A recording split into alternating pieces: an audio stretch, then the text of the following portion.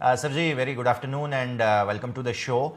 First of all, I would like to congratulate you on the listing and whatever is the response. But first of all, I would like to congratulate you and I expect a vote of thanks from you for the investors. Sir.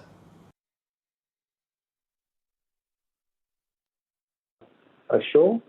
So really thanks for all the prayers and wishes that investors have believe on FIVESTAR story on our side. Okay, so first of all, I would like to understand is that response was little low and there is a discussion in the market right now that your valuations were a little stretched. How are you looking at it and what is your response from the lower response and the listing from this offer today? Okay, let me not talk about the response what we got during the IPO opening and closing and what response we are getting today. I think market took some time to understand FIVESTAR's business model. I think we are a very niche player who are able to crack the uncracked big lending space which is available in our country. And we have been doing it very successfully for the last 20 years, both in quality and profitability. I think during the road shows, we kept meeting people. We have had a discussion with analysts and calls were all done. But in spite of that, market was a little bit muted during the opening and closing of FIVESTAR. I think by now, I think market have understood the real story of FIVESTAR, what we have been doing and consistently doing over quarter after quarter, where other lenders are really struggling when they lend to this kind of profile of customers. So I would like to understand is that what kind of geographies we are operating right now and what kind of expansion plans do you have for the future, sir? Yeah, we are a south-based NBFC. Our predominant geography lies in south. We are a big player in Tamil Nadu, Andhra, Telangana and Karnataka. Close to 95% of my assets are in southern states, 5% in central and some in north. Maybe in 3 years down the line also, we'll be in a predominant position in south, having close to 85% of the assets in south and balance 15% will be the north-south. So our focus will be on south for a shorter period, maybe next 2-3 years. Maybe there onwards will be a pan-Indian player. But we have branches non-south also. We have close to 50 branches in non-south.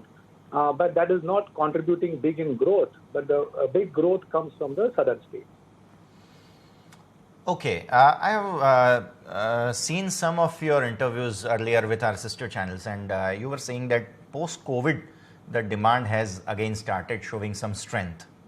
During the COVID period, there was some problem. So please elaborate this and how is the response right now for the demand of the capital and what kind of response further are you expecting in the FY23? Sir? Let me correct it. Even during COVID period, there was no shortage of demand. Demand was always there in lending to this category. To be a more conservative company, we took a stand that during unprecedented time, let's not press the pedal of the growth. So we wanted to focus more on collections and asset quality. I think that is where today FIVESTAR is separated from boys, having one of the best asset quality during the worst of the times ever mankind would have faced. I can give you the data. Our worst asset quality during this COVID period was 1.68%, which is 90 plus, which will be one of the best in the market. So we took a call to grow a little bit slower. So our growth was 15% in COVID-1 and 15% in COVID-2. Now, when we see the COVID things are all got settled, now we wanted to come back in the growth. That was what I mentioned in other channels, saying that in last 3 to 4 quarters, FIVESTAR's growth is back and we are beating the pre-COVID numbers. You will come to see in September, December and March numbers going forward.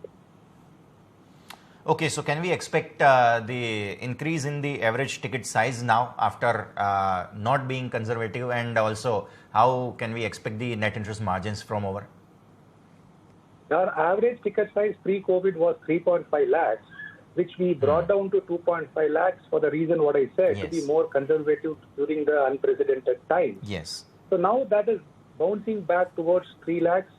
We'll be seeing 3.5 by the end of the March. And going forward, we may increase to 4 lakhs and 4.5 lakhs years to come. Okay. So from a NIM perspective, our steady state NIM will be around 14 to 15%.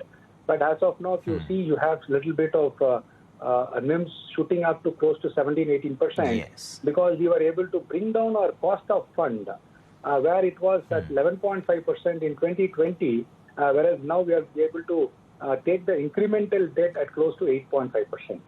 So that juice is getting added in NIMs. But at a steady state, our NIMs will be around 14, 15%.